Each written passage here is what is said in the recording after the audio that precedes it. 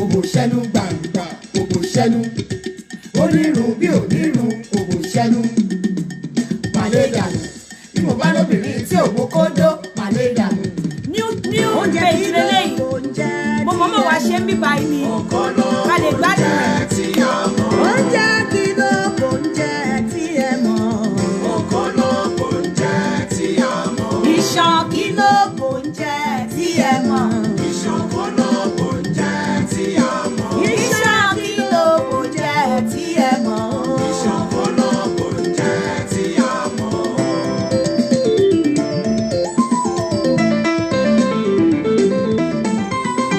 Oko la fi ṣètọ́jú òbò bí oúnjẹ ṣe ń ṣètọ́jú ara. Òbò ní tu oko lára bí omi tútù ṣe ń gbẹ òǹgbẹ. Obìnrin tó dóko tó ní kìmí irú wọn lè rántí egungun lára wọn. Ojú wọn agúnrégé bí ògèrè epo wọn tútù láwọ̀ gbẹ̀dẹ̀ bí kókó etí ìdò. Aṣọ àṣedéédé lára wọn o wọn rí rùmúrùmú bí ẹmọ òyìnbó inú wọn a sì máa dùn bẹ́ẹ̀ ní rówó e. Oúnjẹ kí ló kò ń jẹ tí ẹ mọ̀. Àbí ẹ ló ń jẹ mìíràn tẹ́lẹ̀ fún òbò lẹ́yìn oko. Ìṣàn kí ló kò ń jẹ tí ẹ mọ̀. Ṣé òbò jẹ búrẹ́dì àbí àkàrà?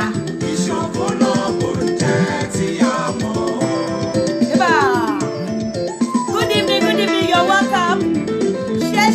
Share. Jẹ́ káwọn èèyàn mọ̀ pé new page láti ṣe. And prepare your question. This is an opportunity for you to ask me any question you have. Any question you want, ask me now. Ojú wọn ajá wọn aṣáájú oko. Wọ́n padà wá fi dánpọ̀ orí àga. Oúnjẹ kí ló kò ń jẹ tí ẹ mọ̀.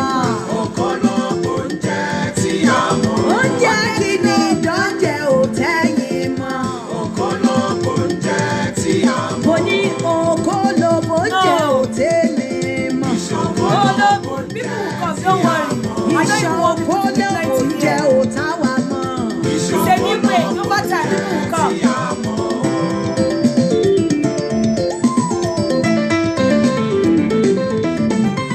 Obìnrin ẹyẹ Ilé fìyà òbò jọkọ̀ o, àwo òbò ní lọ fún àwo oko. Àwo oko ní lọ fún àwo òbò. Ẹ tètè yára yí lọ́pọ̀lọ́. Bá a fọ́kọ ló ń jẹ àfọ́bòlé. Ọkùnrin ẹ má jẹ gbàgbé ó ṣe yín. Àpò lówó ń gbé ẹnu ló ń jẹ lọ. Oko la fi bọ òbò fóbìnrin. Ọkùnrin tí ò lè rúbọ oko. Irú wọn kì í tọ́jọ́. Oúnjẹ kí ló kò ń jẹ tẹ́ ẹ mọ̀. oúnjẹ ilẹ̀ lè fowó jẹ lọ́lẹ̀ gbàgbọ́. Ìṣàn Kí ló wó jẹ ò tẹ́yìn mọ́. Irú ìmọ̀ràn ló wó jẹ ò tẹ́yìn mọ́. Àbó mo jẹ búrẹ́dì tàbí àbò. òtútù mú ni. Ṣé mo ń jẹ Kentucky tàbí chicken? Òkòlóbó jẹ tí mo mọ̀. Ìṣàn òkòlóbó jẹ ò táwa mọ̀ o. Ìṣàn òkòlóbó jẹ ò táwa mọ̀.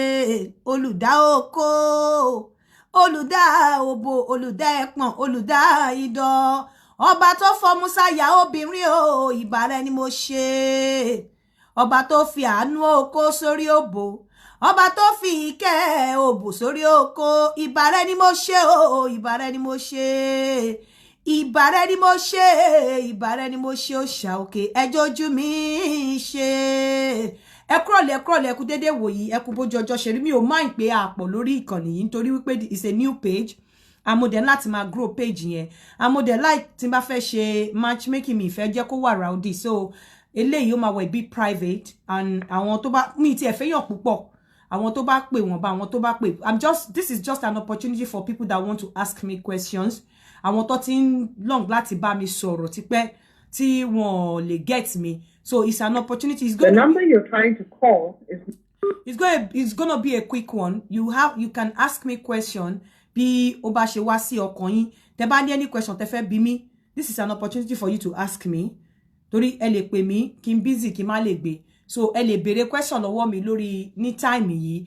Then ẹni tó bá fẹ́ pè wọlé fún matchmaking.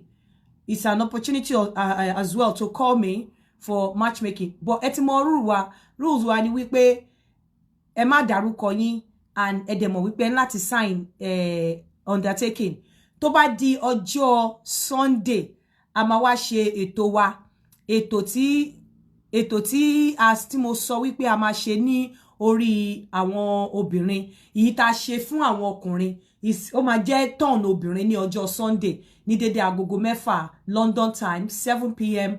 Nigerian time so a máa ṣe ètò tí àwọn obìnrin ní orí normal page wa kò ṣe lórí page ele lórí the other page so that àwọn èrò á lè pọ̀ dáadáa. This is a new page that I'm just trying to grow be backup from my main page.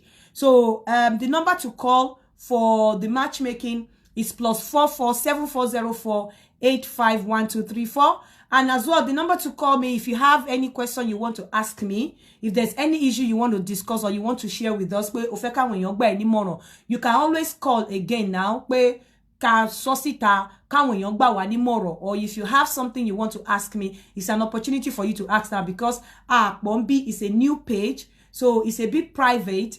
Ẹ lè béèrè question lọ́wọ́ mi and also the number to call is +44 7404 851234. It's going to be a very quick one so ẹ lè pè mí and please when you are calling ṣé mọ̀ pé oko ẹ rí pé mo ń code mix. Reason tí mo ṣe ń code mix ni pé mi sọ oko òbò kankan tẹ́ bá ti fẹ́ sọ ko àpòbò kò sóyìnbó lórí ìkànnì yìí o ẹ má sóyìnbó ẹjọ́ ẹ má tiẹ̀ sóyìnbó ẹ má mi tiẹ̀ fẹ́ gbọ́ adora wa ẹ má sọ lóyìnbó rárá n tó kó bá mi lórí the other page mi fẹ́ kó bá mi lórí page ẹ má sóyìnbó rárá tó bá ti pè mí nísìnyí you're going to pay £100 to call me private for matchmaking tó bá ti pè mí nísìnyí £100 yẹn it has nothing to do with tí n bá bẹ wáyàn after tí n bá bẹ bá wáyàn kan tán wá ṣẹ̀ṣẹ̀ wá san fee mi but the £100 is mo kàn mi fẹ́ káwọn èèyàn pé private ni mo ṣe sọ pé you better not pay the £100. You have a choice not to pay the 100. 4. Hello. Hello ma. Hello yeah. Ẹ káàsán. Ẹ káàsán. Obófẹ́mi lórúkọ tèmi o. Okay. Láti Amẹ́ríkà. Obófẹ́mi. Ẹjọ́ mo fẹ́ matchmaking. Okay. Ọmọ ọdún mélòó ni yín? 49. 49. Èmi ni mo bá yín sọ̀rọ̀ ní few days ago. Ọmọ ìlú wo ni yín mà? Ọmọ Kwara ni mi. Èèyàn ńlá ló ń bá mi sọ̀rọ̀. Kwara. Ọlọ́run nìkan ló lè Ọlọ́run nìkan lè wọ́n lá o. Kí ni status yín l'Amẹ́ríkà ṣé ẹ níwèé mà? Mo ń ṣe lọ́wọ́. Mo ti tẹ̀ka gan. Mo ti tẹ̀ka bò kan retí ìwé ṣe ni. Àwọn ọmọ yín kọ́ mà ọmọ mélòó lẹ ní? Ọmọ 4 ni mo ní gbogbo àwọn ọmọ mi ti dàgbà. Àkọ́kọ́ gan ti pé 30. Okay, ẹni mẹ́ta nínú ọmọ mi ti jẹ́ university graduate. Ẹyọ kan tó kù gan ètò bá láti wọlé bá. Okay. Gbogbo ọmọ mi ti dàgbà. Eléyìí tó kéré jù tó ṣẹ̀fẹ̀ wọ̀nyí tó fẹ́ wọ university ó ti lé ní ẹ̀sìn. Kí wá ní size yín mà? Kí ni size yín? Size mi. Kí ni size bra yín? Kí ni size bra? 18.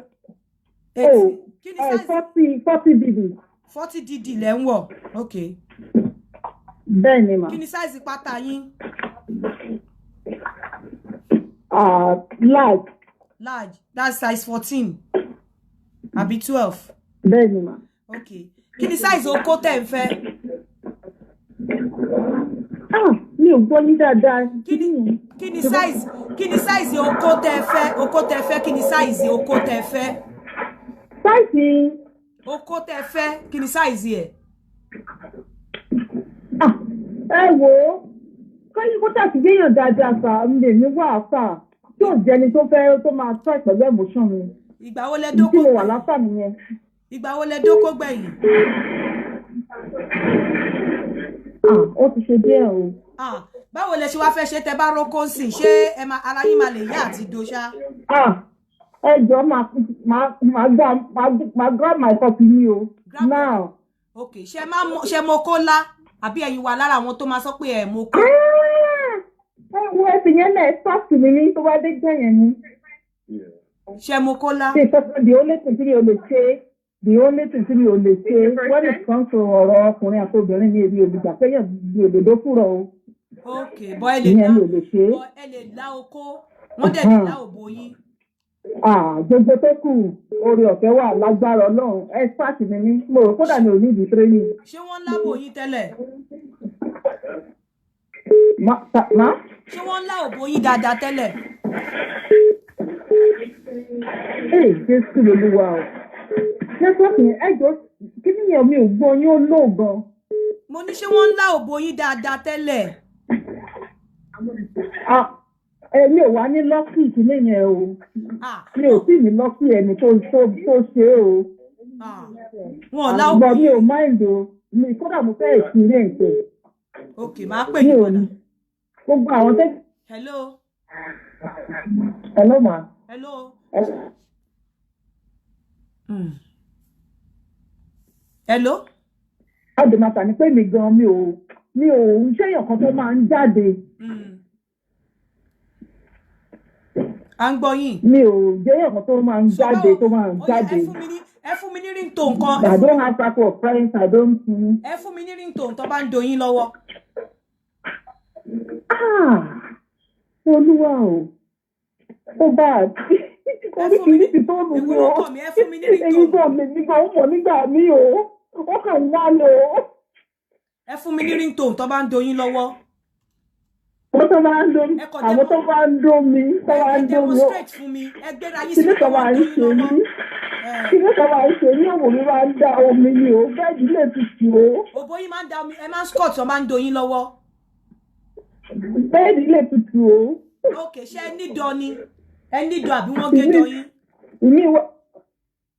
Ṣé ẹ nídọ̀ àbí wọ́n gé dọ̀ yín? Wọ́n gé ìbọ̀ kò disturb mi. Okay, ó yá kò tiẹ̀ ní kí ní kankan lára mi rárá. Ó yá ẹ fún mi ní ringtone tó bá ń do yín lọ́wọ́. Ẹ fún mi ní ringtone tó bá ń do yín lọ́wọ́. Àti ibiṣẹ́ mo wà, àwọn yóò wọ́n gbọ́ mi. Ìyẹn òkè mi o, ẹ fún mi ní ringtone tó bá ń do yín lọ́wọ́. Àbí kẹ́ pè mí jọ mi. Ibiṣẹ́ ni mo wà, àárín àwọn èèyàn mo wà bíṣẹ́. Kúrò ọlọ́. Ọlá pé wọ́n gbọ́ yóò bá jọ ni mo fi sọ̀rọ̀ yìí. Okay. Anyway, the number to call is +44 7404 851234. Tẹ́ bá fẹ́ darapọ̀ mọ́ matchmaking. +44 7404 851234. But if you have any question, tẹ́ fẹ́ bi mí, this is an opportunity to ask me any question. Tẹ́ bá nísìn. Because tẹ́ bá pè mí lẹ́yìn fún question, máa gbowó lọ́wọ́ yín. So mi ní ṣe show tán ní private moment tèmi kí tún wá máa turn síyàn free. Ẹ mọ̀ pé it's not fair on me, but this is an opportunity for you to ask me any question tó bá ti ní lọ́kàn tó ń ìbàjẹ́ lórí ètò tí mo ti ṣe kọjá sẹ́yìn o, ìbàjẹ́ lórí nǹkan tó ń go through gẹ́gẹ́ bí obìnrin àbí gẹ́gẹ́ bí ọkùnrin, ìbàjẹ́ pé o fẹ́ mọ bó ṣe o fẹ́ mọ style tó lè fi dú ọkọ ẹ tí okó ẹ lè kanlẹ̀, any question, but please ẹ jẹ́ kó jẹ́ question tó serious tó dẹ̀ wà reasonable. Ẹ má béèrè question ṣeré lọ́wọ́ mi. Don't make me feel wípé ètò yìí wà fún eré. ẹ má béèrè question ṣeré anything tó bá jẹ́ nǹkan tó ń dùn ẹ́ lọ́kàn nípa ọ̀rọ̀ bíbára ẹni sùn àbí anything bó bá ṣe lè handle ọkùnrin ẹ má béèrè ètò mi ò ń ṣe ṣeré ó wà educative mi ò fi ṣe àwàdà so ẹ má béèrè question aláwàdà lọ́wọ́ mi mo mọ̀ pé we all know and they understand nǹkan tí mò ń try láti sọ so if you have any question you want to ask me this is an opportunity for you to ask and if you want to do matchmaking and you're ready to sign an undertaking with me this is an opportunity for you to ask me after this show you call me I will charge you will pay my fee tó bá wà ní Nigeria wá sanwó tó bá wà ní diaspora wá sanwó so that's that hello ma yeah kí lẹ fẹ́ hello Aunty Yinka kí lẹ ẹ kálẹ́ ma ẹ kálẹ́ hello ẹ kálẹ́ yes ma Aunty Yinka ẹ wá ma ẹ kú iṣẹ́ ma ẹ kú ètò yeah ẹ gbóhùn sókè kí lẹ ẹ jọ̀ọ́ ma mo need kẹ́ hook mi ni matchmaking mi tí ṣe ara Naija nsin mi Naija ni mi yẹ Abuja mo base mi tí ṣe Naija nisin mo ṣì ń try láti wo modality tí mo fi lè ṣe ti Naija because mo ti try ẹ lẹ́ẹ̀mẹ́ta tó bù mí lọ́wọ́ and you all know about it so mi ò tí for now mo pend títí dìgbà tí máa rí ọ̀nà tí mo máa gbà tí ò ní pa yín lára tí ò dẹ̀ ní pa èmi lára so mo pend for now. Okay, I pend for now. You going dadama? Mo pend Nigeria matchmaking for now. Oh, okay. So the only matchmaking tí mo ṣe ń diaspora ni but if you have any question you want to ask me you can ask.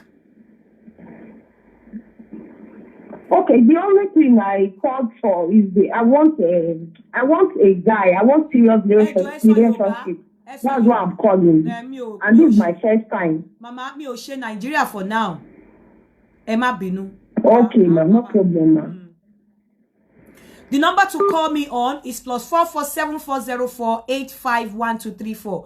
+44 7404 851234. Ó dijọ́ Sunday ká tó ṣe ètò ní my normal page. A máa ṣe ètò obìnrin àtọkùnrin yẹn ní normal page mi ní ọjọ́ Sunday. But ètò ní matchmaking ni and ẹni tó bá ní question tó fẹ́ bi mí bóyá tó ti ń brought over for a very long time tí ó dẹ̀ mọ̀ bó ṣe máa get to me because a lot of people tó bá ti fẹ́ pè mí lórí WhatsApp tẹ́ ti fi question àbí ẹ send the voice note mi ò ní listen sí tí bá dẹ̀ rí wípé o kọ́kọ́ béèrè lọ́wọ́ mi pé èló ni mo fẹ́ gbà tó kọ́kọ́ béèrè question lọ́wọ́ mi ò ní dáhùn. Hello. Ẹ káalẹ́ Aunty Yinka. Ẹ káalẹ́ ìyá mi. Yes ma. Mo fẹ́ béèrè question ni. Okay. Mi ò ṣe matchmaking. Okay. So question tí mo fẹ́ béèrè pé ṣé ó burú jù téèyàn bá ń èèyàn àti èèyàn tí wọ́n bá ń fẹ́ra wọn kí ẹnìyẹn kàn gbéra nílé ẹ̀ láti lọ check ẹ̀ ṣé ó burú ni àbí kò burú? Ṣé obìnrin ló kàn dédé gbéra? Láì sọ fún ọmọkùnrin yẹn. Number one, at the end of the day, kò ń ṣe pé ó burú kò dẹ̀ tún burú. Even kẹ́ ní kọ́kọ́rọ́ ilé ọmọkùnrin yẹn, courtesy demand tẹ́ bá fẹ́ kọ́ ọmọkùnrin yẹn believe pé bóyá ẹ wá ṣọ́ òun. Ẹ láti sọ fún. Mọ reason torí pé irú nature tó lọ ń ṣe ọkùnrin tí ò bá nífẹ̀ẹ́ yín, tí ò bá respect yín, ló máa sọ fún yín wípé òun lálẹ́.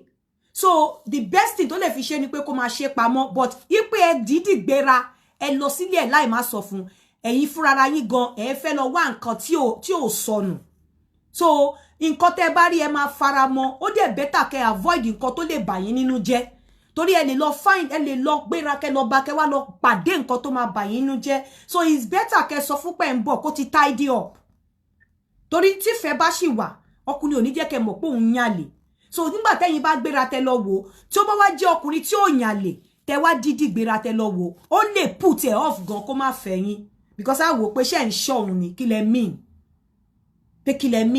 why tẹ́ ṣe máa kọ visit òun just like that mo mọ̀ pé máa béèrè lọ́wọ́ mi pé tó bá jóbìnrin ńkọ́ ẹ̀yin náà mọ̀ pé bọ́lọ́run ṣe ṣẹ̀dá obìnrin àtọkùnrin kì í ṣe bákan náà but kò yẹ kó jẹ́ nǹkan tó burú bọ̀ nítorí pé kẹ́yin gan má fi fúnra yín banú ara yín jẹ́ ẹ ní láti ṣe tẹ́ bá ń lọ bá even kẹ́ ní kọ́kọ́rọ́ lé ẹ̀ lọ́wọ́ ẹ sọ pé I'll be coming o mo ń bọ̀ o tó bá lẹ́ni tì náà tidy it up.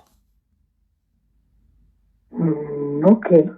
So second question, béèrè kejì Hello ma. Mo ń gbọ́ yín. Ìbéèrè kejì tí fún ẹni tí èèyàn fẹ́ ọkọ àfẹ́sọ́nà náà is like ọkọ àfẹ́sọ́nà náà la máa pè é. Bóyá èèyàn fi ń lé tí bí dìde ó dẹ̀ lọ ṣàṣemáṣe pẹ̀lú ọmọbìnrin mi.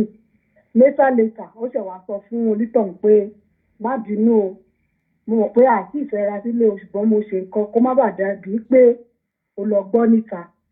Ǹjẹ́ onítọ̀hún sì lè nífẹ̀ẹ́ irú ẹni yẹn àbí?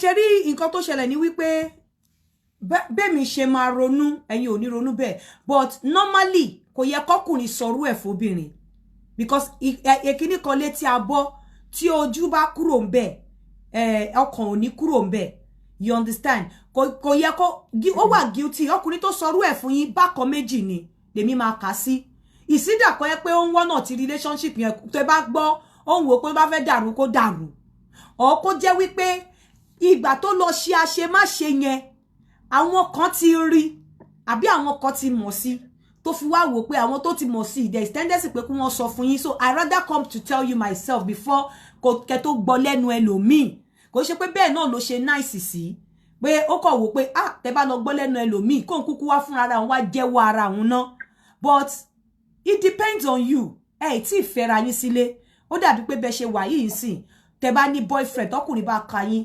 kò lè ká sí yín lọ́rùn wípé ẹ ṣàgbèrè torí pé kò tí ì forúkà sí yín lọ́wọ́ ẹ̀dẹ̀ tí ì fẹ́ra yín and àwọn òwe àwọn àgbàlagbà sọ pé ọ̀kànlélúgba òun ni ọkọ obìnrin ẹyọ ọkọ orí ẹ̀ ní gangan nìkan lọ́kọ ẹ̀ ẹyọ ọkọ tó bá fẹ́ sílé so tí obìnrin bá ti dó 200 èèyàn kó tó fẹ́ ẹyọ kan sílé ò lè pé láṣẹ́wó torí ò tí ì fẹ́ bẹ́ẹ̀ náà lọkùnrin so tó bá jẹ́ pé ti jọ wà nínú ilé tó ṣe bẹ́ẹ̀ ẹ lè lẹ́ẹ̀ní gbàgbé ẹ dẹ̀ máa gbàgbé provided tí ò bá ṣe lójú yín but ó ṣe níta tí fẹ́ra yín ó dẹ̀ fi ẹnu sọ fún yín ẹ má wá jẹ́ kí ó lọ regret pé òun sọ fún yín torí tẹ́ bá lọ take personal tẹ́ lọ dá relationship rú tí òun ṣe òun ló dàrú ẹ máa fi ìyà yẹn jẹ obìnrin míì ìjọ mi tó bá ń ṣe nǹkan burúkú tó máa fi pa obìnrin míì kò ní sọ fún so bó ṣe rọra sọ fún yín yẹn ẹ kò sọ fún pé ẹ ti gbọ́ kẹ̀dẹ̀ fún ní second chance ẹ má take a person ẹ má dẹ̀ máa fi bú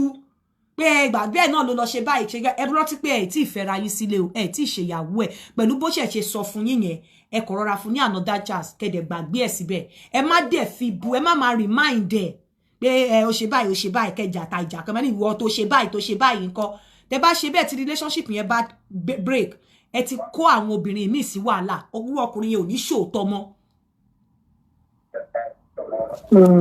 Okay. So ìkẹta ẹ má bínú ẹyọ kan tí máa béèrè láti ṣe láti náà ni for today. Tí birú bí mo ti sọ pé bóyá èmi àti ẹni yẹn à ń fẹ́ra wa. Tí mi ò dẹ̀ fẹ́ kó tí ì mú wá sílé mi. Ó wish láti wá. Ṣùgbọ́n mi ò fẹ́ kó wá torí pé mi ò fẹ́ mo ní ọmọbìnrin nílé. So mi ò dẹ̀ fẹ́ bẹ́ẹ̀ kó wá kó yẹ pé at the end of the day mi ò gbàdúrà ẹ̀ ká má wá sí mọ́. Ìgbà tó bá ti wá sílé mi ṣe mọ̀ pé ọmọ mi á ti mọ̀ ọmọ mi. Ṣùgbọ́n tí relationship yẹn tí ò bá dẹ̀ wá lọ báwo la ti máa sọ tí ò bá work out tí ò bá dẹ̀ wá lọ ṣe kìíní kó strong dáadáa. So bí èmi ṣe rò ni mo ṣe sọ yẹn. How many months years lẹ ti fi ń date nsìn? It's from March. Okay, láti March ẹ má bínú láti March this year kò tí wá sílé yín. Ṣé ẹ̀yin lọ sílé ẹ̀? Bẹ́ẹ̀ni, but èmi mo sọ pé ṣé ẹ ti ń dóra yín? Bẹ́ẹ̀ni. Tẹ́ bá ní kó má tí wá sílé yín kò bad provided tẹ́yin bá ń lọ síbẹ̀ but ẹ lè keep ọkùnrin láti March kẹ́ má lọ bá kó má wá bá yín á fẹ́ dóbò tẹ́ ẹ bá mẹ́kò bóyín available á dò mí. Ẹni máa lọ ń bá bọ́sẹ̀ ní ọkàn gbà láyè láti wá sọ́dọ̀ mi for now.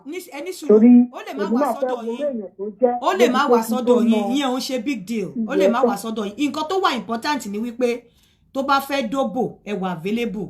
Tó bá fẹ́ rí yín tẹ́yin náà bá fẹ́ rí ẹ mọ̀ bẹ́ ṣe ń ríra yín. Tẹ́ bá fẹ́ lọ kí tó náà bá ẹ̀yin kò sí nǹkan tó bad nínú ẹ̀.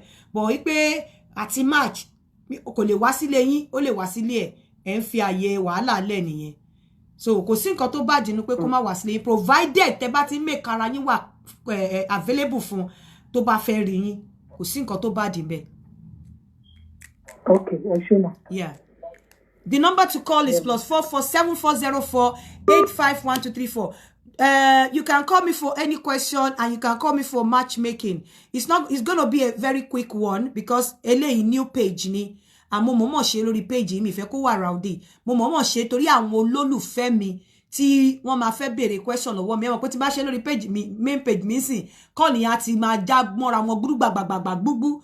Irú question yìí sì mo lè má ní time àti down question. So this is an opportunity for you to call me. Tẹ́ bá fẹ́ béèrè anything lọ́wọ́ mi.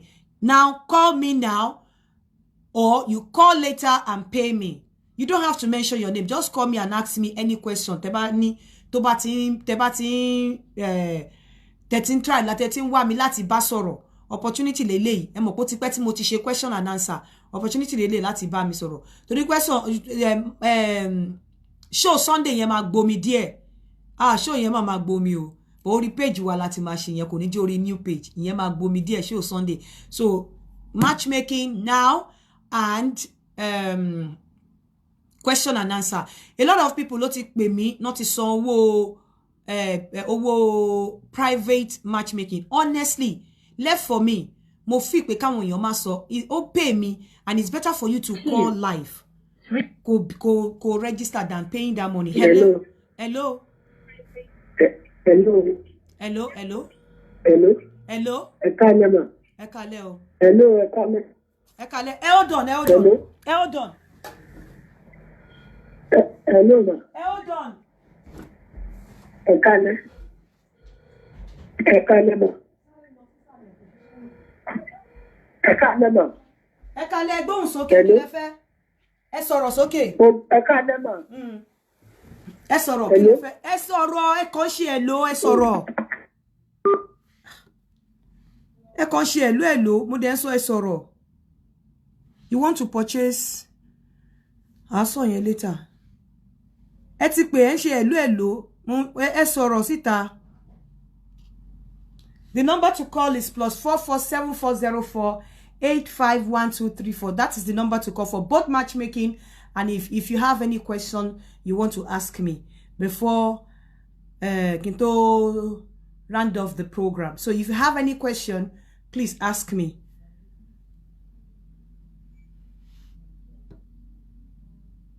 +447404851234. Please ask me a serious question. And if you have anything to tell me. Hello. Hello, ma. Ekale ma. Ekale o. Hello, ma. Hello, à ń gbọ́ yín ekale. Ekale ma. Yes, ma. Ẹ gbóhùn sókè. Ẹ jọ̀ọ́, mo fẹ́. Hello. À ń gbọ́ yín kí lẹ fẹ́. Ẹ jọ̀ọ́, èmi ẹ̀ ń ṣe matching ni mo fẹ́ bẹ̀rẹ̀ fún láti Nàìjíríà lọ. Mi ò ṣe matchmaking fún Nàìjíríà, ẹ má bínú mà. Ìdààmú. Hello. Hello. Hello. Ẹ gbóhùn sókè kí lẹ fẹ́. Ẹ kálẹ́ mà, kí lẹ fẹ́ mà. Ẹ kálẹ́ mà. Ẹ kálẹ́ ìyá mi, kí lẹ fẹ́. Yes ma, mo fẹ́ béèrè ìbéèrè lọ́wọ́ Okay. Ẹ gbóhùn sókè, kí lẹ fẹ́ béèrè mà. Okay. Nǹkan tí mo fẹ́ béèrè ni pé fine nínú ìṣèlú ẹ̀kọ́ ti ọ̀rẹ́sẹ̀. Bẹ́ẹ̀ ká ọ̀rẹ́ mi kan wá sọ̀rọ̀ tó wá sọ̀rọ̀ káàkiri. Bàbá ẹ break mi gbọ́ yín dáadáa. Ọ̀rẹ́ mi kan wá sọ̀rọ̀ káàkiri. Mi ò gbọ́ yín dáadáa. Mi ò gbọ́ yín ẹ break. Mi ò gbọ́ yín. Ẹ kúrò ẹ lọ síbi tí service ẹ ti dákẹ́ pé. Mi ò gbọ́ yín dáadáa. Hello. Hello, ẹ kálẹ́ mà. Ẹ kálẹ́ o. Ẹ fẹ́ ṣe matchmaking àbẹ́ fẹ́ béèrè question. Matchmaking, Tọ́pẹ́ ni. Ẹ jọ̀ọ́, ta ló ń sọ̀rọ̀? Kí lorúkọ ẹni tó ń sọ̀rọ̀ yìí? Tọ́pẹ́, mo kú fún matchmaking, Tọ́pẹ́ lorúkọ mi. Àwa ò kí ń lo orúkọ ń bí. So ó mì wípé ẹ kì í ṣe follower mi. So I'm not going to enter. Kò ṣe rí Tọ́pẹ́ gangan ní orúkọ mi. Àwọn ò kí ń lo gbogbo yẹn ń bí. A ní rule, a ní bá ṣe máa address ara wa níbí báyìí lórí òkè yìí. àwa ò kí ń lo à ń lorúkọ gangan so ẹ lọ bá bá ṣe máa ń lorúkọ kẹ́ pè padà. Hello. Hello. Hello. Hello, ẹ ṣe lè gbóhùn sókè. Hello. Ẹ gbóhùn sókè. Hello. Hello, ẹ kálẹ́. Hello. Hello, ẹ kálẹ́. Hello. Hello, à ń gbọ́ yín ẹ kálẹ́ o. Nígbà tẹ́ bá fẹ́ máa ẹ ṣe rí nǹkan tó máa ń ṣe, ẹ fẹ́ máa gbọ́ ohùn tẹ́ ń play. Ẹ fẹ́ pè wọlé, you can't do the two at the same time. Ẹ láti mú kan nínú méjèèjì. Ẹ lè máa listen sí nǹkan tẹ́ ń sọ, kẹ́ tún máa pè wọlé. It's just commonsensical. Wọ́n ẹ lè máa listen sí nǹkan tẹ́ ń sọ, kẹ́ tún máa pè wọlé. Ẹ máa fi kọ́lẹ̀ gbọ́kàn ni, ẹ pè. Ẹ pè kẹ́ pa nǹkan tẹ́ fẹ́ gbọ́.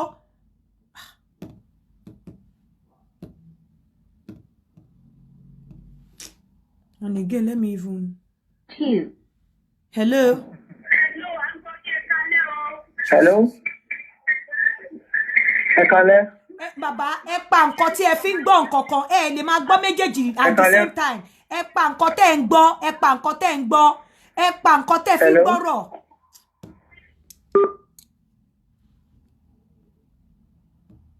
Mi ní gbé kọ́ yẹn mọ́.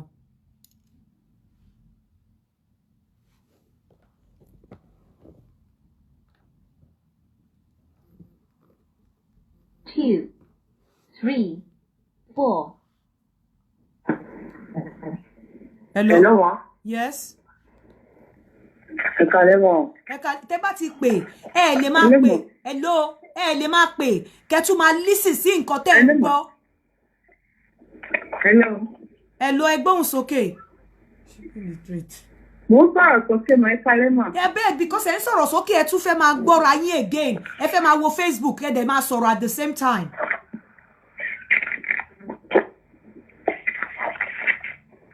Hello, ma.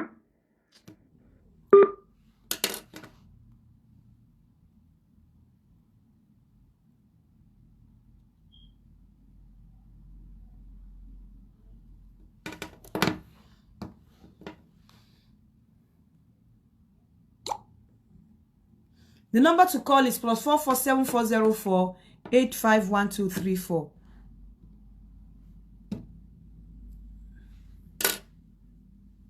That's the number to call. +44 7404 851234. You can call me if you have any. Teba ni any question. Teba fe bi mi.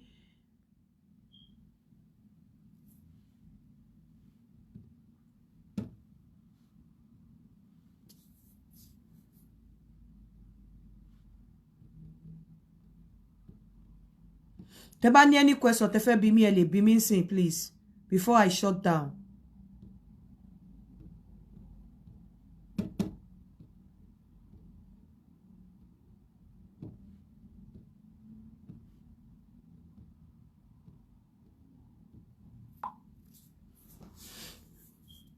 That's the number to call.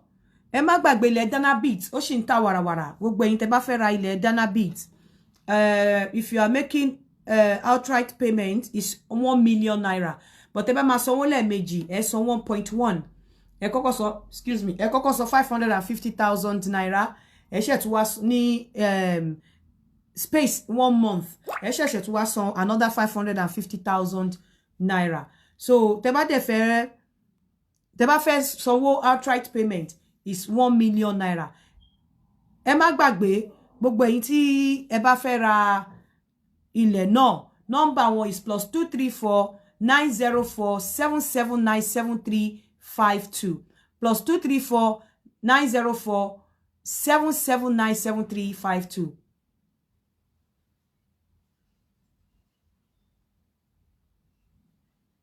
So the number to call now is +44 7404 851234. Ẹ jẹ́ kí n fi àsìkò yìí bá gbogbo ẹ̀yin obìnrin sọ̀rọ̀. Tó bá ti marry ọkùnrin, the fact ọkùnrin fún ẹni kọ́kọ́rọ́ ilé ẹ̀ kò mean pé tó bá ń lọ sílé ẹ̀ pé kó má gba permission pé ó ń bọ̀ wá bá. Ẹ má fún ọkùnrin ní surprise visit because at the end of the day kò sí obìnrin tó bá fẹ́ lọ fún surprise tó bá fẹ́ lọ fọ́kùn ní surprise visit tí ò ń ṣe wípé nínú ọkàn yín lọ́hùn ẹ já mi tí n bá parọ́ tó bá fẹ́ lọ fún ọkùnrin ní surprise visit nínú ọkàn ẹ náà wàá máa rò wípé o fẹ́ lọ kamú ni nínú ọkàn yàtọ̀ sí pé o fẹ́ lọ fún ní surprise party o tó ti mọ̀ pé everybody ti mọ̀ pé ìjọ birthday ẹni o lè gba anywhere yọ bẹ́ẹ̀ pé o fẹ́ lọ bá ọkùnrin nílé o fẹ́ lọ surprise ẹ̀ pẹ̀lú visit o fẹ́ lọ ka ni ó ti jẹ́ni tó ti ń suspect o fẹ́ lọ mu báyìí ni nínú ọkàn ẹ náà wàá rò pé bí o fẹ́ lọ mu ni lóòótọ́ o fẹ́ lọ mu ni but at the end of the day ta ló máa ní heartache at the end of the day ta ni heart ẹ máa wà broken o fẹ́ lọ mú ọkùnrin yẹn ni but kí ló dé tí a máa fi lọ fi ojú wa lọ a máa lọ ń wá òfin tó de wípé kó má lọ fún ọkùnrin kò sí yàtọ̀ láàrin pé o lọ fún ọkùnrin ní surprise visit àti pé o lọ check phone ọkùnrin kò sí yàtọ̀ nínú méjèèjì. Hello. Hello ma. Hello, à ń gbọ́ yín o. Ẹ kálẹ́ ma. Ẹ kálẹ́ o. Oko tún ayọ̀ ló ń sọ̀rọ̀ ma. Okay, kí lẹ fẹ́ béèrè question à ń gbọ́ yín. Bẹ́ẹ̀ ni mo fẹ́ béèrè question mi mà. Ẹ jọ̀ọ́ mà, mo ní issue pẹ̀lú lórí sex. Ẹ má dárúkọ ẹ má sọ òyìnbó ń bí báyìí o. Ẹ má sọ òyìnbó ń bí báyìí o. Nǹkan tẹ́ pè yẹn ẹ ní issue pẹ̀lú okó dídó ẹ má sọ òyìnbó ń bí. Ẹ má sọ òyìnbó ń bí. Okay, ẹ má bínú. Mo ní issue pẹ̀lú okó dídó. Irú issue wo lẹ ní pẹ̀lú okó dídó? Nǹkan tó máa ń ṣẹlẹ̀ ní pé ara mi kò kí move. Mi ẹ̀jẹ̀ dáadáa. Okay.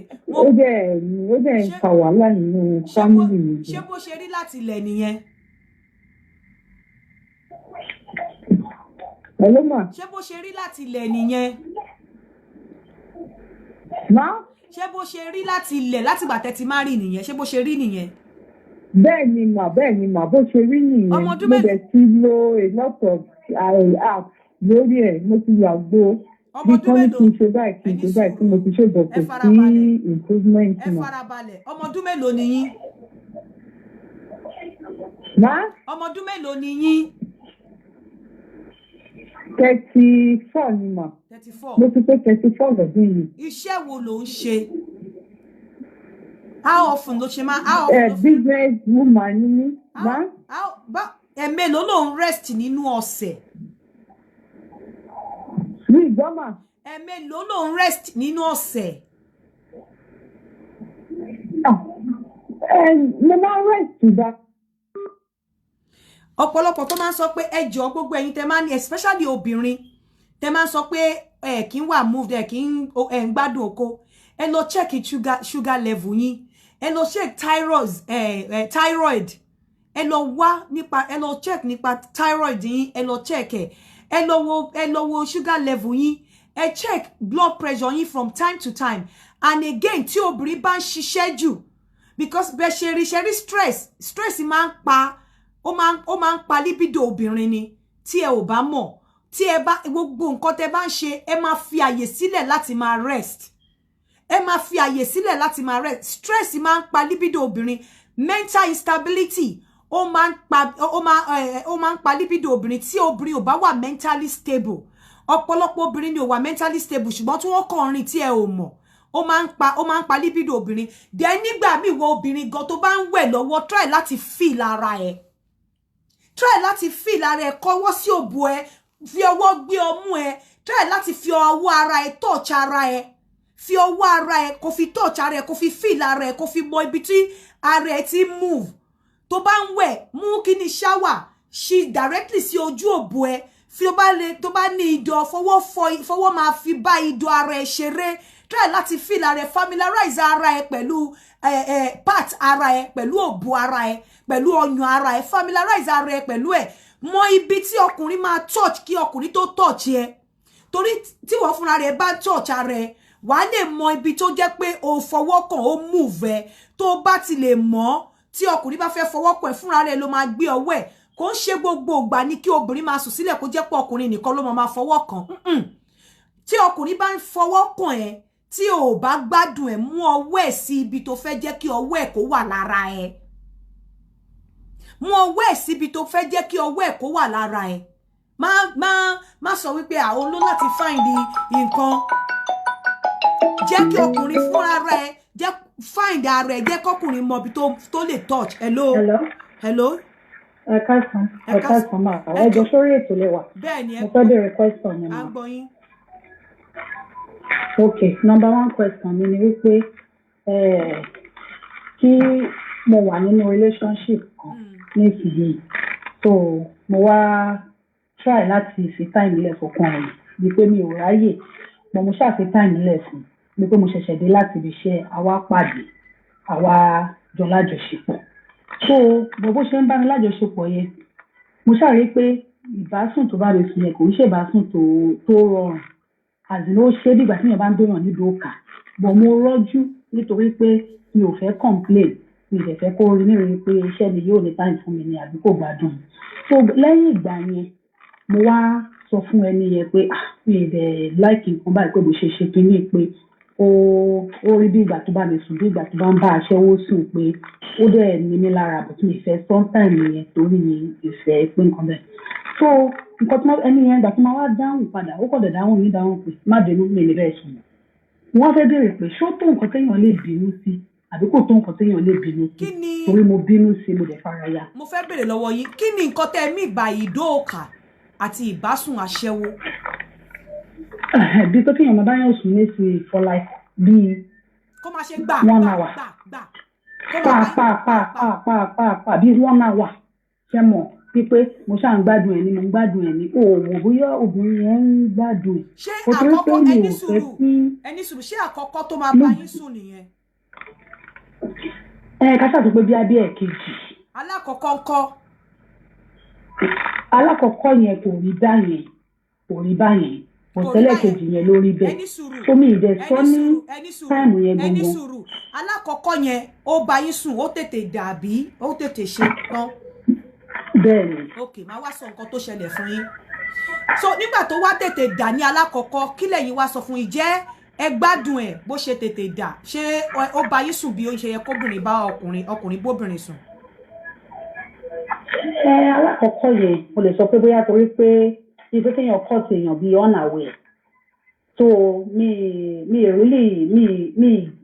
gbádùn ẹ̀ ó dẹ̀ mọ̀ ó mọ̀. ok ẹ jẹ́ kí ẹni sùúrù bẹ́ẹ̀ kí n sọ nǹkan tó ṣẹlẹ̀ fún yín ṣe dí nígbà tí ọkùnrin bá kọ́kọ́ fẹ́ lọ meet obìnrin tí ọkùnrin máa ń mọ ìṣòro tí wọ́n ní ní ọ̀pọ̀lọpọ̀ ìgbà pàápàá ọkùnrin tó bá ń tètè da omi ra wọ́n máa ń mọ ìṣòro tí wọ́n ní tó bá wá bá yín sùn anxiety pé ẹ kọ́kọ́ fẹ́ bára yín sùn tó dẹ̀ ti ní problem pé ó ń tètè da omi ra tó bá ti dà yà báyìí reaction tẹ́ bá fún ní reaction bí reaction pé bóyá ẹ feel disappointed inú ọkùnrin yẹn náà ò lè dùn tẹ́ bá fún ní reaction bí reaction pé well maybe because it's the first time I know next time you do better tẹ́ dẹ̀ tún fọ after tó doyin tó tẹ́ fọwọ́ ra lórí nǹkan ọkọ̀ tẹ́ jẹ́ kó feel guilty pé bóyá báwo ló ṣe wá ṣe bí 2 minutes indomie yìí ó lè má feel bad but reaction tí ẹ fún ọkùnrin first time nígbà tó kọ́kọ́ doyin òun ló pe second time yẹn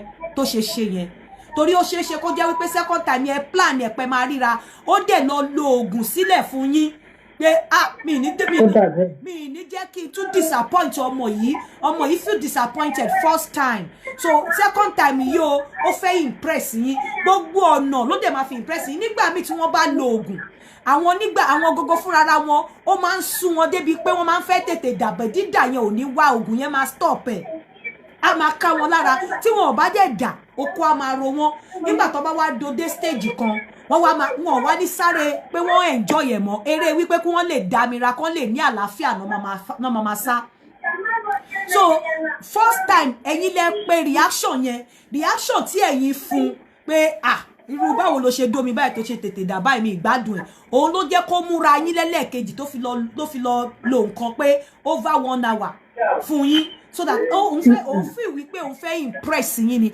but at the end of the day ó doyin ó tètè dámira mọ bẹ ṣe lè handle next time ní gbé sójú pé gbádùn ẹ̀yin náà kúkú mọ̀ wípé ẹ kò sáré ṣe ni ẹ mọ̀ pé máa ríra ó yẹ kẹ́ pet ẹ ní pé I know you will do better next time kíní kan kẹ́ kiss ẹ but ó bá yín sùn lálákọ̀ọ́kọ́ ẹ mọ̀ pé tọkùnrin ò bá obìnrin sùn tóbìnrin ò bá ṣe pé òun ò enjoy yẹn ọkùnrin máa feel disappointed wọn kì í like ẹ ó bá yín sùn lẹ́lẹ́kejì ẹni ó ti pẹ́ jù ọkùnrin tó bá dẹ́lòmíì ló máa sọ pé òun ò ṣe máa lòun ò bá yín sùn mọ́ ni lóòótọ́ náà kò yẹ kẹ́yìn sọ fún pé ó ń do nínú òkà. Jẹ́ ẹ̀tẹ̀ alákọ̀ọ́kọ́ yẹn mi ò sọ kankan ẹlẹ́ẹ̀kejì ni mo tó sọ kan. No, but alákọ̀ọ́kọ́ yẹn ẹni alákọ̀ọ́kọ́ mi ò sọ̀rọ̀. Sọ̀rọ̀ but ṣe mọ̀ pé communication tó bá sọ pé communication 7% or ṣé 7 àbí 6 you see that between 6 and 7% ní verbal àwọn nǹkan tó great ju 57% ní body language 57% out of 100%. Just 77%. Be a 7 or 6% in verbal. So body language yín lè sọ̀rọ̀ kẹ́yìn má sọ̀rọ̀. Ọkùnrin á dẹ̀ mọ̀ pé ọmọbìnrin yóò gbádùn oko tí mo do. So next time tẹ́ bá ń bọ̀ báyìí ó máa dirálẹ̀ fún yín ni pé ó fẹ́ impress yín. But along the line, oògùn tó bá lò, òun lè má fi pò máa lò tó 1 hour.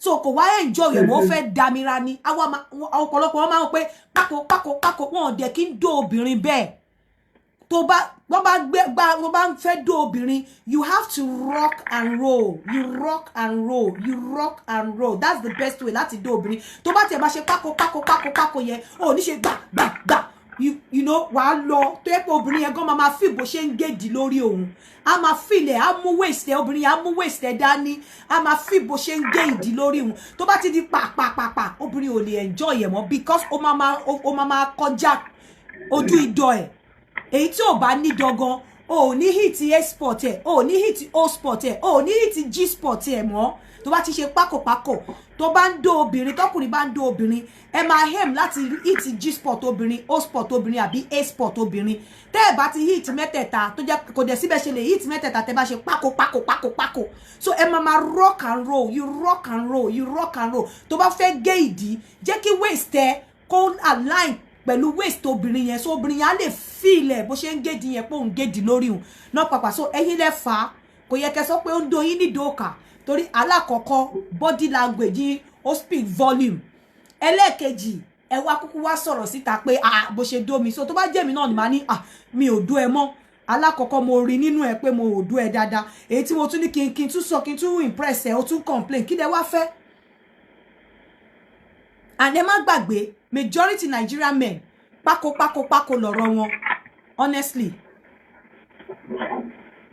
so nǹkan tó ṣẹlẹ̀ nìyẹn so ẹ má jẹ́ kí yẹn fàjà next time ẹ má lọ ń doyin ní dòkà ẹ kò sọ fún pé you have to ṣé kò gbọ́ yín ká TNT ni rock and roll tó bá dẹ̀ di wípé ó fẹ́ doyin pákópákó kó jẹ́ kí waist ẹ̀ kó align pẹ̀lú waist ti yín so that tó bá ń gèdì ẹ lè mú waist yẹn tó ń twist ẹ̀yin náà lè hold ẹ̀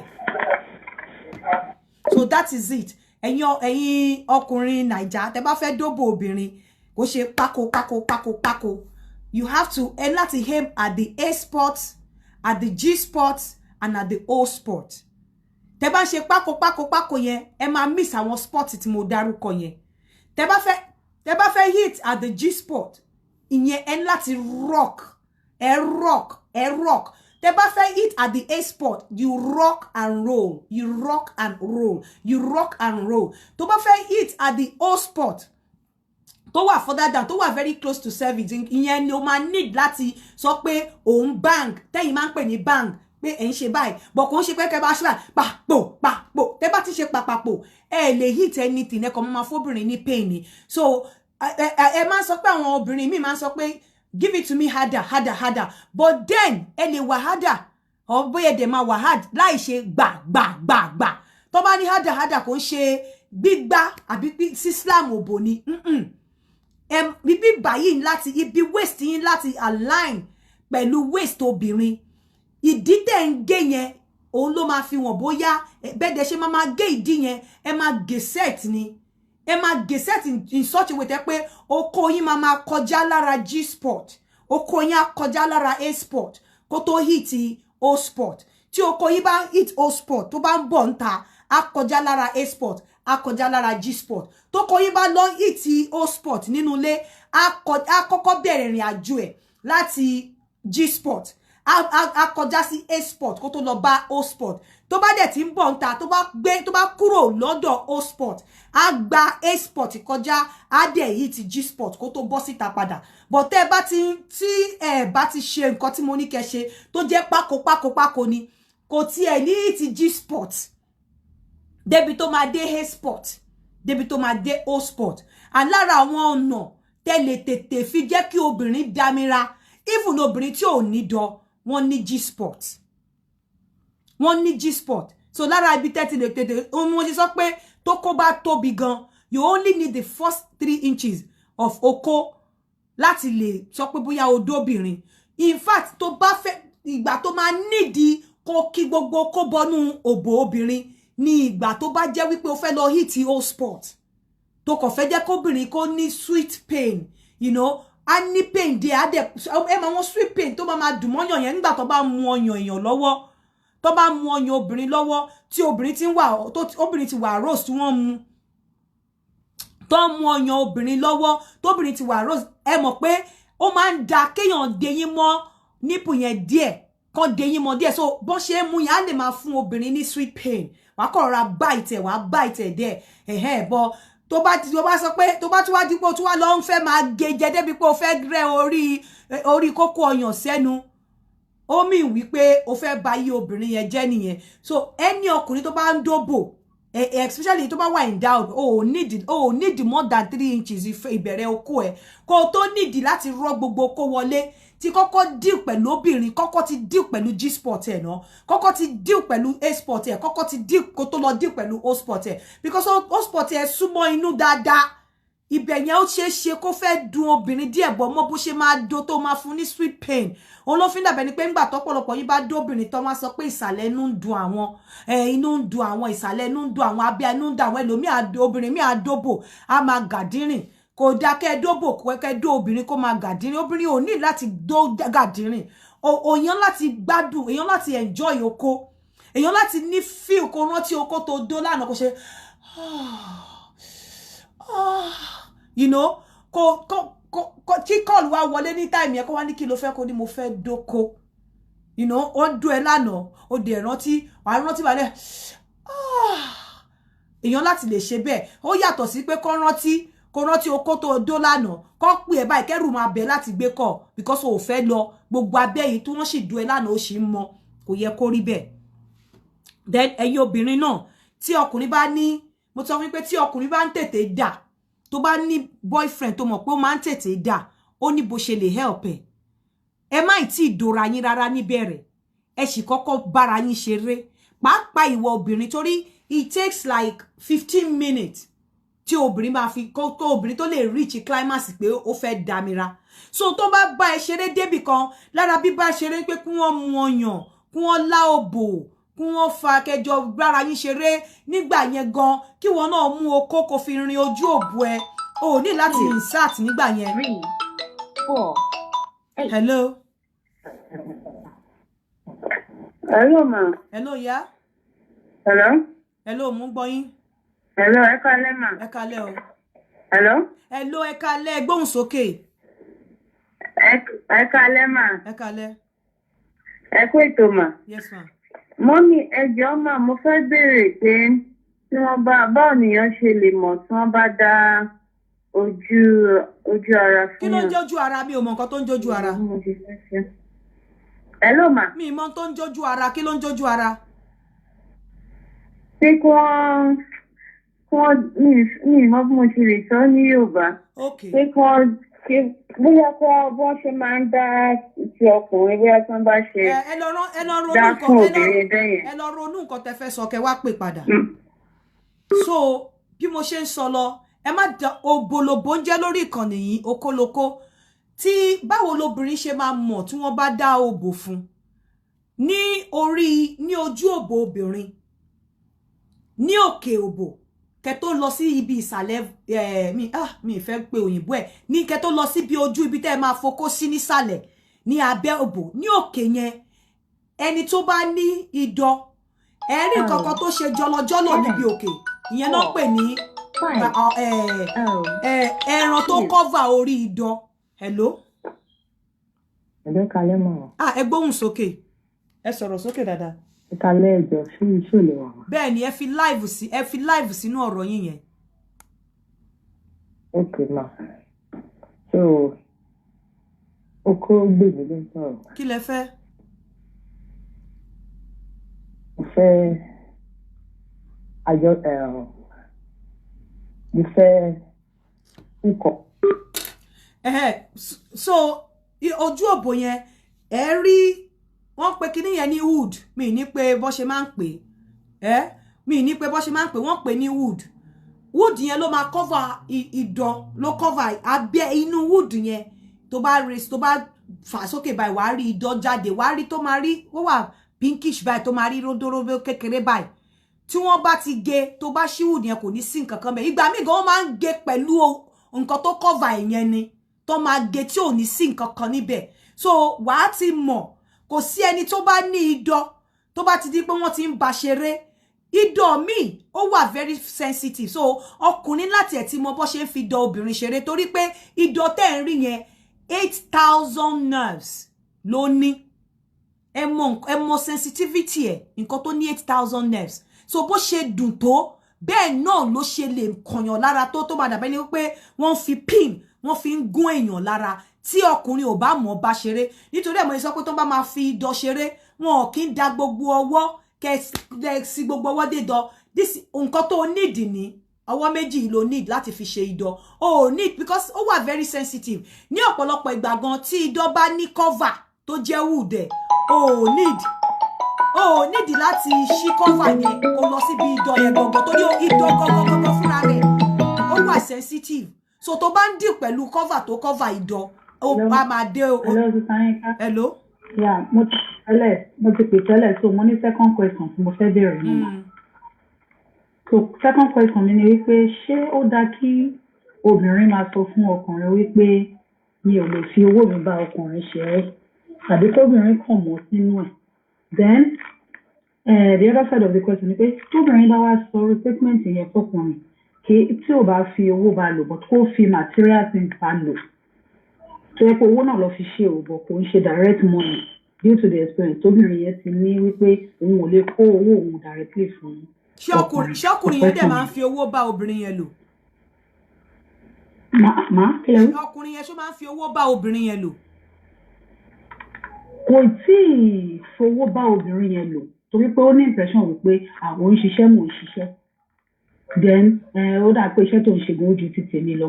Bọ̀ kóbìnrin yẹn wá sọ wípé mi ò lè kówó mi fún ọkùnrin. Ṣé ìyàwó ilé ẹ̀? Ṣùgbọ́n obìnrin tó sọ kì í ṣe ìyàwó ilé boyfriend girlfriend ni. Ṣé obìnrin yẹn wish láti fẹ́ ọkùnrin yẹn?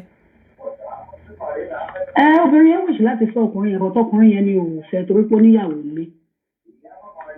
Ó níyàwó ilé ó wá sọ bọ̀ báwo lobìnrin ṣe fẹ́ ọkùnrin yẹn tó níyàwó ilé? Ṣé ọkùnrin yẹn lè fẹ́ ìyàwó méjì? Kò fẹ́ ìyàwó méjì, wọ́n jọ ń ṣe boyfriend girlfriend ni. Àlè mi. But ń sọ ń sìn pé ọkùnrin yẹn ní pé ó níyàwó ilé bọ̀ ó wù obìnrin yẹn láti fẹ́. Kì í ṣe fún obìnrin yẹn láti fẹ́. Question tí mo bèrè ni pé ṣé ó dá àbí kò dá kóbìnrin máa sọ fún ọkùnrin bóyá boyfriend àbí ọkọ pé mi ò lè fowó mi bá ọkùnrin lò. Number one fún àlè ẹ̀yin méjèèjì jọ ń jíra yín dó ni. Àwọn nǹkan kan wà tó jẹ́ pé o tiẹ̀ lè sọ fálè o ò gbọ́dọ̀ sọ fún ẹni kẹjọ tẹfẹ́ tó fi wípé ẹ jẹ́ kí n pa kẹ́ máa gbọ́ mi. Àwọn ọ̀rọ̀ kan wà tó lè sọ fálè ṣùgbọ́n tó ò gbọ́dọ̀ sọ fún ẹni tí ẹni serious relationship tó mọ̀ pé ó lè lead sí marriage àbí tó ò gbọ́dọ̀ sọ fún ọkọ ẹ. Ẹ jẹ́ kí n sọ nǹkan fún yín. Àwọn ọ̀rọ̀ kan wà tó jẹ́ wípé títí èèyàn máa fi kú ó yẹ kó jẹrà mọ́yàn nínú ni tí ò yẹ kéèyàn sọ síta. Inú àwọn ọ̀rọ̀ yẹn àwọn èèyàn kì í gbé inú oníkùn mọ̀rọ̀. Ó mọ̀ pé ọkùnrin yìí ò fẹ́ fowó bá lò bóyá nítorí pé ó fi pé kò sí oore ń bẹ̀ nǹkan kan o ò ní láti sọ kí ló ń sọ fún because ó dangerous. Tó bá jẹ́ ọkùnrin tó jẹ́ pé ó fẹ́ gbá ẹ kò sí bó ṣe lè wà smart tó níjọ́ tó ti sọ yẹn ó ti mọ ọjọ́ yẹn tó bá jọ́kùnrin tó yẹ pé ó fẹ́ gbẹ ó ti mọ ìjọ́ tóun máa fi ẹlẹ̀ ìjọ́ tó ti sọ̀rọ̀ yẹn ó ti mọ ọjọ́ tí relationship yẹn máa tó máa end á wá ṣọ́ ẹ serve débi wípé owó tó lè fi gbà lò yẹn á fẹ́ lè sọ ẹ́ doníwòwò nígbà tó bá rí pé òun ti gbá ẹ débì kan á wá ju ẹ lẹ̀ á wá máa wò ẹ́ pé ṣèbó sọ pé ò lè fowó bá mi lò á máa rò sínú ẹ̀ àwọn nǹkan mi wà tí jẹ́ pé èèyàn ò gbúdọ̀ sọ síta then ìwọ tó ń wá ọkọ àbí ẹni tó tiẹ̀ ti níyàwó tó fẹ́ fẹ́ tó wá ń sọ pé ò lè fowó bá lò àbí ọkọ àti ìyàwó tó jọ wà nínú ilé tó lóò lè fowó bá lò jọ nítorí Ọlọ́run kí ló fẹ́ miss lára ẹ̀ kẹjọ wà nínú ilé ọkọ ẹ̀ ò lè sọ pé òun sáré nídìí nǹkan ó yá fún mi ọkọ ò lè bá ọkọ ẹ̀ bu àṣírí lórí àwọn ọmọ tó bá lọ kí lọkùnrin fẹ́ miss lára ẹ̀ you ask yourself kí ló fẹ́ miss lára ẹ̀ kò sí nǹkan kan tó fẹ́ miss lára ẹ̀ now because already o ti dàbí liability sin o ní nǹkan kan tó lè fi help ẹ lórí ọmọ lórí ara ẹ kí ló fẹ́ miss o dẹ̀ tún sọ for me tẹ́ obìnrin bá sọ bẹ́ẹ̀ fún ọkùnrin is a red signal ọkùnrin yẹn ò lè fẹ́ ẹkọ̀ máa dóra yín ni tó bá tiẹ̀ jẹ́ pé nǹkan tó wà lọ́kàn ẹni tó ò fẹ́ ṣe o need láti sọ you don't have to say it o need láti sọ jẹ́ kó máa gbé nínú ẹ tó bá work tí ò bá dẹ̀ work kó ní kálukú máa lọ sílẹ̀ bọ̀ àwọn nǹkan kan wà tó jẹ́ wípé o ò ní láti sọ fún ọkùnrin so bí mo ṣe ń sọ lọ lórí ọ̀rọ̀ okódídó la sọ̀rọ̀ dé pé ẹ ní láti tí ọkọ ẹ bá ń tètè dámira o nídìí obìnrin nídìí 15 minutes at least kan tó bá ṣeré dé stage tèmi wípé ó máa fẹ́ dámira ẹ bára yín ṣeré in tó nídìí okó ọkùnrin fún tẹ bá ń ṣeré ni pé kò fi okó ẹ kò fi rin ojú òbò ẹ torí nígbà míì tí obìnrin bá tó bá ti mọ máa touch ara ẹ fúnra ẹ tó bá ti mọ bí ara ẹ ṣe rí tọkùnrin bá ń bẹ ṣeré wàá mú okó wàá ti mọ nǹkan tó o lè ṣe fúnra ara ẹ débi tẹ́ pé ó máa tètè àròsẹ ó máa tètè jẹ́ kára ẹ ṣe pépépépépépé so wàá ti mọ ibi tó máa fi okó rìn ibi tó máa fi ojú òbò ẹ rìn ibi tó máa fi idọ̀ ẹ rìn ibi tó máa fokó rìn lára ẹ tí ara ẹ máa tètè jí meanwhile ó dẹ̀ ń bá ọkùnrin yẹn ṣeré ẹjọ́ ń ṣeré tó bá ti kù díẹ̀ tí wọ́n náà rí pé ó fẹ́ kọ̀ wá mọ̀ náà tó bá fẹ́ dámira obìnrin máa mọ̀ tó bá ti kù díẹ̀ ìgbà yẹn ló máa fokó sínú òbò tó bá ti ní irú ọkùnrin bẹ́ẹ̀ yẹn tó ń tètè dámira most of the time ìwọ ni kò take lead as obìnrin ìwọ ni kò take lead o dẹ̀ gbọ́dọ̀ dúró o gbọ́dọ̀ jẹ́ kí okó wọ inú òbò ẹ until tó bá ti ready láti dámira tó bá dẹ̀ ti ready láti dámira wàá máa bó ṣe ń ready tiẹ̀ wàá máa ṣọ́ ọkùnrin tẹ́jọ́ ń dóra yín náà wàá máa wojú ẹ̀ wàá dẹ̀ máa béèrè lọ́wọ́ ẹ̀ pé ṣó ti ready tó bá lóun ti ready torí àwọn ọkùnrin míì tó máa ń tètè dà even tó bá fi okó sí the moment tó bá twist lókè o lè twist lẹ́ẹ̀mejì kan tó da tọwọ́ wọn lẹ̀ so tó bá ti fokó sínú òbò tó jókòó sí máa jókòó ṣáà jókòó máa move okó yẹn ti wà set o ti set okó sínú òbò ẹ o ti ready láti dókó bọ̀ máa move torí tó bá move lẹ́ẹ̀kan lẹ́ẹ̀mejì wọ́n lè dà owó òdẹ̀ tí ready tó bá kó tó gbogbo tó ti set okó yẹn ọyàn ẹ lókùn kó máa ṣiṣẹ́ wà á dẹ̀ gbọ́yàn sọkọ lẹ́nu àbí sọkùnrin lẹ́nu á máa fa ọyàn okó ìwọ́dẹ̀ ti jókòó lórí okó wà á fi ọwọ́ kan wà á máa fi ṣe ẹpọ̀n ẹ̀ so that tí okó bá reason tó ṣe ń tap ẹpọ̀n ẹ̀ reason tó ṣe ń tap ẹpọ̀n ẹ̀ o tap ẹpọ̀n ẹ̀ ṣeré o ń tap ẹpọ̀n àti bí line tó so ẹpọ̀n mọ́ okó which is perineum òun ló ń tap ó dẹ̀ ń tap ẹ̀ láti máa fún agbára láti máa fún okó ní agbára nínú òbò ni nítorí tó bá kàn jókòó lé tó mu ọyàn ọkùnrin tó máa ń ní weak erection ọkùnrin tó máa ń tètè dámira bákan méjì ni okó yẹn lè rọ nínú òbò ẹ̀ so kí okó má bàa rọ nínú òbò ẹ̀ wàá máa fi ẹpọ̀n ìṣeré wàá máa tap ẹpọ̀n ẹ̀ wàá máa fi ọwọ́ tap ẹpọ̀n ẹ̀ wàá rí pé bó ṣe ń tap ẹpọ̀n yẹn tó bá notice okó yẹn á máa lè mọ́ ẹ lábẹ́ okó á máa lè mọ́ lábẹ́ so wàá máa tap ẹpọ̀n ẹ̀ á dẹ̀ máa mu ọyàn tó bá ti rí pé ó ti ready tó ti sọ pé òun ti ń bọ̀ ìgbà yẹn ló máa twist ara ẹ̀ sórí tó bá twist ara ẹ̀ ó lè ti dé ṣùgbọ́n kí wọ́n má ì tí dé kò lè ju 1 to 2 minutes lọ tó máa fi dé bó ṣe twist ara ẹ̀ yẹn tó ṣe ń dà yẹn sórí the moment tí omi ara ẹ̀ the moment tí omi ara ẹ̀ bá dà sí ẹ lóbò tó release omi ara ẹ̀ sí ẹ omi ara yẹn máa jẹ́ kí ó máa pé tútù yẹn àti bó ṣe máa feel nínú ẹ̀ ó máa jẹ́ kí wọ́n gan dà so o ní bó ṣe dà yẹn ò ní jẹ́ kókó yẹn jábọ́ nínú òbò ẹ̀ ó máa rìdí mọ́ ni ìwọ ló máa tú ẹ̀ pé wá máa twist wá máa rock ẹ̀ wá máa twist wá máa rock ẹ̀ títí wá máa fi ojú ìdọ̀ ẹ̀ àti ojú òbò ẹ̀ wá máa fi rock okó tó wà nú ẹ̀ wá tí máa tap ẹ̀ pọ̀n torí okó ò ní raw immediately so tó bá ń ṣe bẹ́ẹ̀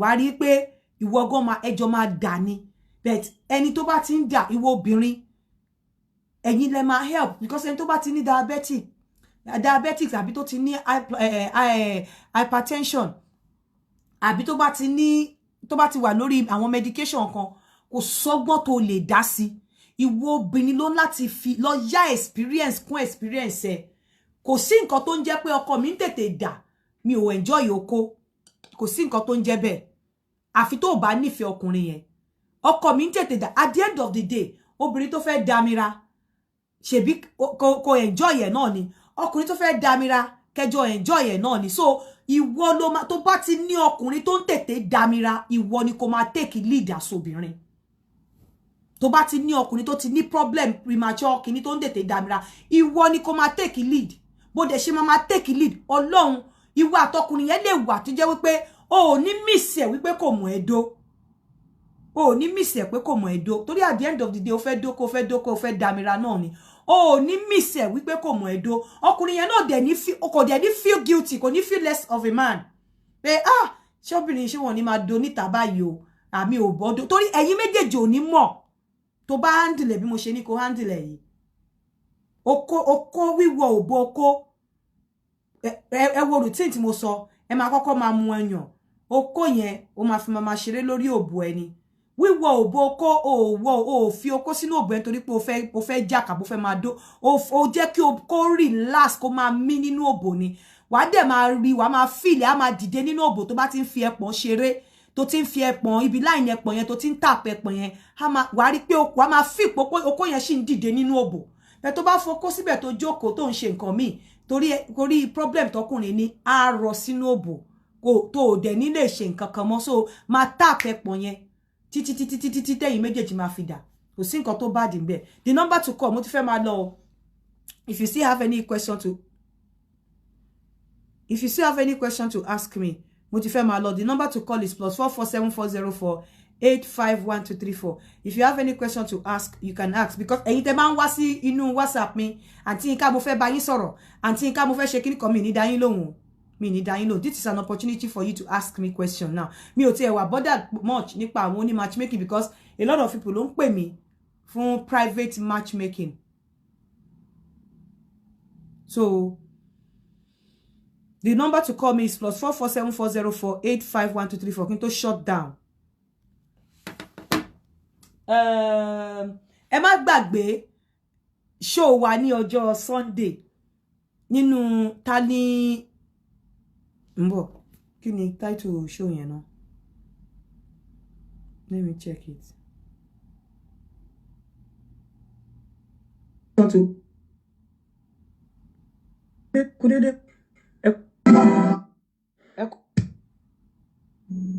Ẹ̀yin ìyàwó ilé, ta ló mọ òbò dójú? Ọkọ ilé tàbí àlè níta? Irú nǹkan tí mo sọ lálẹ́ yìí sí, mo mọ̀ pé ọ̀pọ̀lọpọ̀ ọkùnrin ló ti practice ẹ̀. Ọ̀pọ̀lọpọ̀ ọkùnrin tó dẹ̀ níyàwó ńlé gan wọ́n lè máa mọ̀ nǹkan tí mo sọ ẹ̀ ẹ kàn máa gbọ́ tó máa dún màámi mo máa ń tètè dà ọkùnrin tó bá ń tètè dà tó bá ti ní problem kò sí nǹkan tó lè ṣe sí tó bá wà on medication ìwọ ìyàwó ló máa wá di ọkùnrin tó máa dó ọkùnrin yẹn nísìn ìwọ ìyàwó ni kó máa wà lókè most of the time tí ọkùnrin bá ní problem pẹ̀lú àti máa tètè dà mi fẹ́ sọ òyìnbó ẹ̀ ìwọ obìnrin ni ó láti máa odó ládẹ̀ tí lè jẹ́ obìnrin tó mọ oko dó tó dẹ̀ gbádùn oko obìnrin tó lè fi òbò dá oko dúró tí oko lè dá dúró sínú òbò ẹ̀ tó lè fi òbò ẹ̀ control oko kó dúró sínú òbò obìnrin tí inú òbò ẹ̀ wà friendly débi pé tí oko yẹn bá tí oko tí ọkùnrin ní tó ń tètè ọkùnrin tó dèdè dámira tó bá wọnú òbò yẹn kò ní rọ sínú ẹ̀ kò ní further weaken oko yẹn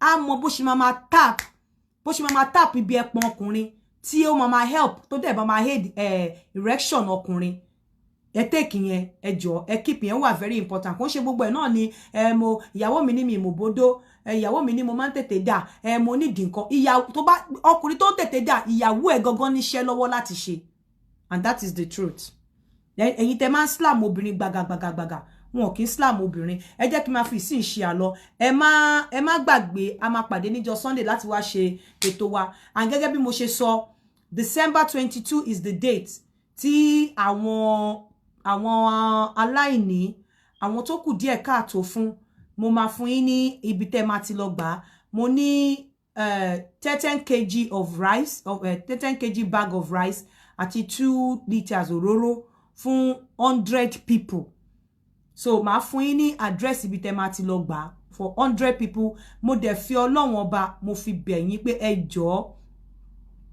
jọ̀ọ́ nítorí Ọlọ́run mo fi yọ́nú Ọlọ́run ọba bẹ̀ yín tí Ọlọ́run bá bò ẹ́ láṣìírí tó nídìí kíní yẹn má lọ gbà jẹ́ kí àwọn tí wọ́n need ẹ jẹ́ kí wọ́n lọ síbẹ̀ kí wọ́n lọ gbà so I'm just making provision for 100 people and 100 people tó jẹ́ pé Ọlọ́run k'Ọlọ́run bá wa kí tẹ́ pé wọ́n máa gbà wọ́n máa appreciate ẹ̀ tẹ́ pé nǹkan tó wọ́n need nìyẹn tó máa serve as a saving grace fún wọn àwọn ni kẹ́ jẹ́ kí wọ́n lọ gbà so I will let you know màá fi address àti location bí tó máa ti lọ pick it up màá sọ fáwọn èèyàn before 22 of this month and the show on Sunday is 6 p.m. London time and 7 p.m.